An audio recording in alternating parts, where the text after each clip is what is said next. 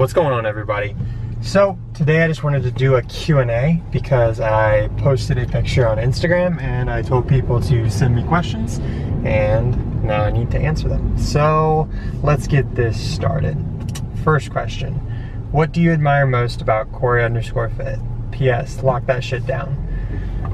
My first thing, she is locked down. You don't have to be married to lock somebody down. She's locked down. Secondly, my favorite thing about Corey is how supportive she is, 100%, and the amount of communication she uses with me, but mainly the fact that she's so supportive with me, and she's very selfless, and she allows me to go after my goals and my dreams and doesn't hold me back. Next, tattoo and muscle game on point. Okay, my question is, what bench weight did you really start noticing your chest to fill out? I've always had a genetically developed chest. Like, I've always had a good lower chest, so I wouldn't say that bench made my chest fill out more.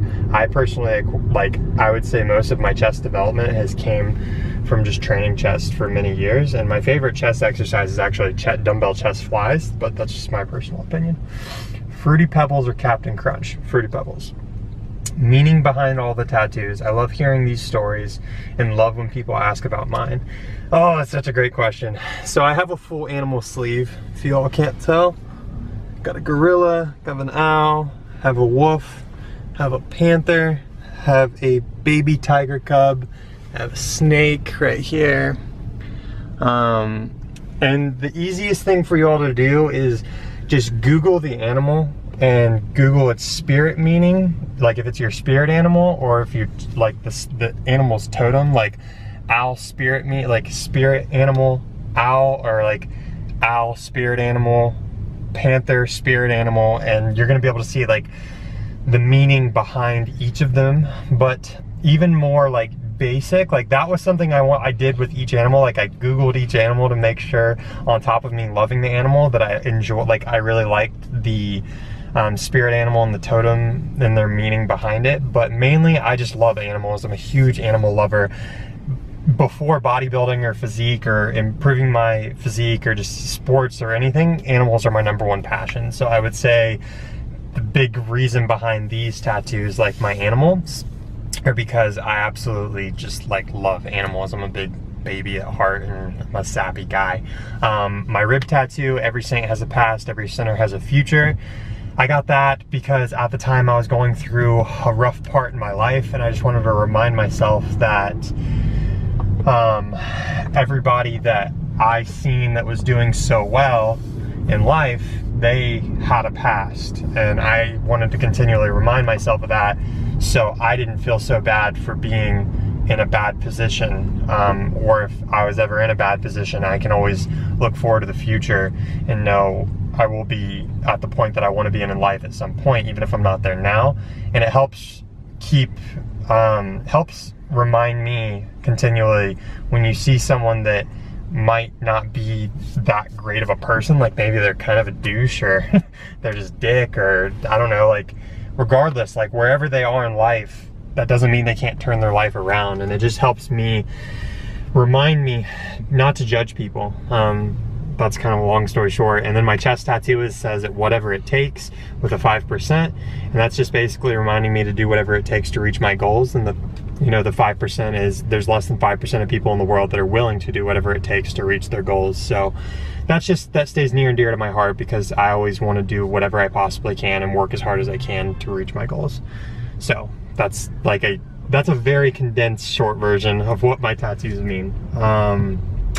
Intermittent fasting, would you recommend it for health purposes? Also, please address lifting while fasted, yes or no, and why? The first question with intermittent fasting, I think it's beneficial, but I don't think it has any benefits for fat loss. I think it can help you in terms of your mental clarity and making you feel better about eating a big meal rather than a bunch of small meals. And I think it can keep your ghrelin, which is your hunger hormone, I think it can keep it in check. As far as training fasted, I'm not a fan of it, but I have done it for a couple contest preps. I'm just not a big fan of it because I feel like when I train fasted, I'm focusing on food. When I train fed, I'm not focusing on food. I focus more on the workout and I have more energy. Just my personal preference. I know that you shouldn't go into a reverse diet expecting to lose body fat, but why and how do some people are able to? So I'm assuming you're asking, why can some people lose weight when they're in a reverse diet? And the reason for that is most of the time, people are dieting on too little calories and they start to plateau, and you actually need to eat more to continue losing body fat. Now that's only gonna happen if you're in a pretty low deficit. So typically the people that continue losing body fat after they're coming out of it into a reverse diet, their body needs more calories to continue burning, because your body will shut down in terms of like, it thinks it's going into starvation mode, so it just stores everything. But once you start feeding it the proper amount of calories, it'll start allowing you to burn more body fat. Hopefully that makes sense. I'm asking the same question. Okay, never mind. What's your advice on carbing up during peak week? I think too many people overly carb up, and I think people really just overcomplicate peak week, when in reality you don't need to. Just keep things the same, keep things consistent. Don't fuck with sodium, water, potassium, carbs. Just kind of keep things very consistent. If you're gonna change anything, increase your water at the beginning of the week and maybe cut your carbs in half and then just bring them back to normal, or maybe 50 to 100 grams more than what they normally are, but you don't need to do a crazy carb load. It's just, I don't think it's necessary. What's your favorite thing about Corey Fit? I already said. Best way to cut while maintaining muscle you worked hard to keep. Keep your cardio low and keep your calories high, and then rather than dropping calories, increase cardio and increase caloric activity, like the amount of calories you're burning. What do you see for your life in 5 years in terms of career-wise, fitness goals, and relationship with Corey? Career-wise, in 5 years, I would be 27, 25, 26, 27. Yeah, I'd be 27, about to be 28. Man, by the time I'm 28, I mean, ideally, I would love to, I don't know, that's a really good question, actually. I just want to be successful in whatever I'm doing. You know, I want to have more time free to do things with Corey, which kind of goes into like relationship with Corey. I think it'd be great to be able to travel more with Corey. We already travel a lot, but travel even more. In terms of fitness goals, let me go into that. That's a little easier. In terms of fitness goals, I just want to be in better, like, actual shape. Like, I want to be able to run and do cardio and not feel super tired. You know, I'm getting into martial arts training, so I want to be more like functional, you know, like, so doing jiu-jitsu and kickboxing and Muay Thai and wrestling, and just things that make me feel physically fit, not just lifting weights to be stronger. But I also want to continue improving my aesthetics, like arms, back, chest, all that stuff. Do you want to get your other arm tattooed or just one sleeve?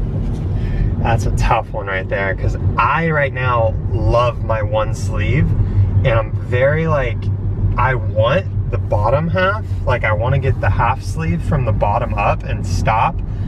But the issue is, like, right now I really like seeing, like, while I'm working out, like the vascularity and the splits in my forearms.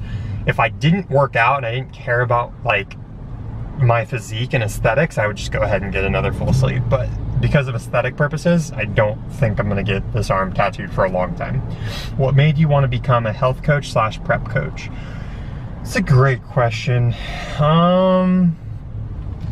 Well, I've always liked helping people, and I used to get asked a lot of questions in high school just about diet, training, and I helped people for a really long time, and then I got to a point where I was really frustrated because people weren't listening to my advice that I would give it to them, and I felt like I was wasting my time, even though the people that would listen to me were getting great results. So I decided to just start charging people after a few years, and the people that were paying for me to coach them, which at the time I didn't even consider myself coach, I was like just somebody that gave good advice. I eventually just started charging people, and the people that I charged and the people that paid actually followed what I told them 100%, so much more than people that got my advice for free. So I was like, damn, I'm gonna start charging people. It was very cheap though. I was only charging people like 60 bucks a month. Like, it was very, very cheap. And yeah, long story short, like a few years later, I made it into a business and I started coaching people.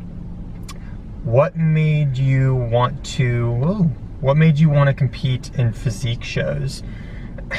There was a girl I wanted to impress, and she said that her boyfriend was doing a show, or her ex-boyfriend was doing a show. So I was like, well, I'm gonna do that show, and I wanted to do it before my 19th birthday. Long story short, I didn't really end up caring about that girl anymore. The girl's ex-boyfriend didn't do the show. I just ended up doing the show because once I commit to a goal, I just follow through with it. So that's like the silly, long story, short story. Tattoos are addicting. I have 2 and I really want to finish out my sleeve, but they're freaking expensive. Yeah, they're expensive. It's not a question, but does it matter what ratio of fat and carbs when cutting and bulking? In terms of body composition, yes, it matters, but you're gonna lose weight regardless. But in terms of body composition, yeah, it matters what your macros are.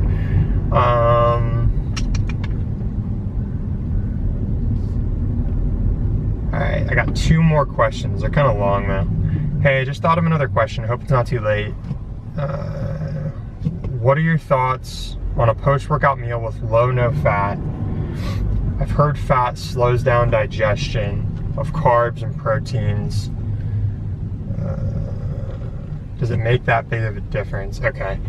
So my thought is, I don't think it's that crucial. If you're gonna get anything post-workout, it's gonna be some sort of like fast-acting sugar just to replenish your glycogen stores. But I'm not big on, the thing is, so many people would argue this, but me personally, I'm not that anal on like hurrying up and getting like post-workout nutrition in. I don't think it's, in the grand scheme of things, that important. But you know, get a little bit of quick acting carbs like sugar. Can I add something in on that? And some protein. You can, absolutely. I would say, like, point the camera towards you. So what's up, guys? So I would say, just because I did this for a long time, I did what I'm saying don't do. Don't go like 6 hours after your workout without eating anything, because like that is very, very clearly bad. But I think what Josh was trying to say is like, it's not as important to be like, oh my god, I have 30 minutes and I have to hit these specific macros, and if I'm 5 over or 5 under, then that's not good. And truthfully, I would just recommend, like, don't go like an extended period of time without eating after your workout. So there we go. And then last question. All right, I have a tough one for you. So apparently this one's tough. How the heck do you manage to be such a genuine guy, balancing your clients and social life, connecting with us, time for Corey, and even time for yourself?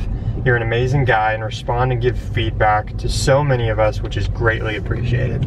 It's a fucking good ass question. That's a great question, yeah. So thank you. That's from Chase Molly. Chase, starting off, how do I manage to be such a genuine guy? That's just who I am. That's just my personality. As a young person, like, I was bullied really bad and I was picked on, and I always just kept that in my head, like, treat others the way that you want to be treated, and I never want somebody to feel the way that I felt growing up, where I was picked on and bullied.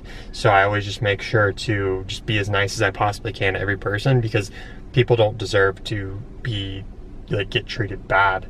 Balancing clients' social life, connecting with you all, and time for Corey. So when I first met Corey, I was doing coaching full-time, and like when I moved to Texas, when Corey and I started dating, I was doing coaching full-time, and that was very difficult for me to figure out how to make time. But I just tried to prioritize things. So, you know, just making time where this is time for work, this is time for relationship, this is time for myself, this is time for my following, my fans. I just really had to just prioritize things, which is not easy. I'm not saying it is, but at first it was tough. But the good thing that made it easier is Corey she, like I said earlier, she's very selfless, and she let me continued to go after my goals and my dreams, and she understood that this is what I do for a living and this is what I'm passionate about. So it really helped to have her. Making time for myself, that's just something that I've always done. Ever since I've been young, I always make time for myself, and it really helps keep me just balanced in terms of, like, it helps me with that work-life, relationship, family balance. Taking time for myself, I can decompress from the world, and I still do that to this day. Like, go home and just throw on like The Ultimate Fighter, or UFC, or just a TV show, or play a game on my phone, and that for me is draining my mind and just like forgetting about everything else and just relaxing or going to a movie or something like that. You're an amazing guy and respond and give feedback to each and every one of us, which is greatly appreciated. It's not really a question, but I just made a video on YouTube, one of my videos that just says like, this one tip will make you millions. I think that's what I called it. And it's basically just talking about exactly that. I make sure to respond to every single person. I just think that's a general, like, that's such a simple thing that not enough people do, is just simply reply to questions, reply to every single comment, reply to every email. To me, that's common sense. And you know, you can say that you have too many comments or too many emails. In my opinion, that's just laziness. It's not that you don't have time, it's a priority thing. You have to make time for certain things, and people, I will always make time for people, because without you all, I'm nothing. Like, in terms of business, like, I don't have clients, I don't have people that, you know, I can't do anything I can't do anything to make financial success for myself without people. So why wouldn't I treat people with the most attention? You know, I give 120% all day, every day to the people that support me. So anyways, hopefully that answered everybody's questions. Hopefully you all enjoyed the Q&A. I like doing Q&As, so I'll do another one at some point. If you all liked it, let me know. Please leave it in the comment section below. If you have a question for me that you would like me to answer that I didn't answer in this Q&A, feel free to drop it in the comment section below. And give this video a thumbs up, hit the subscribe button, and I will see you all in the next one.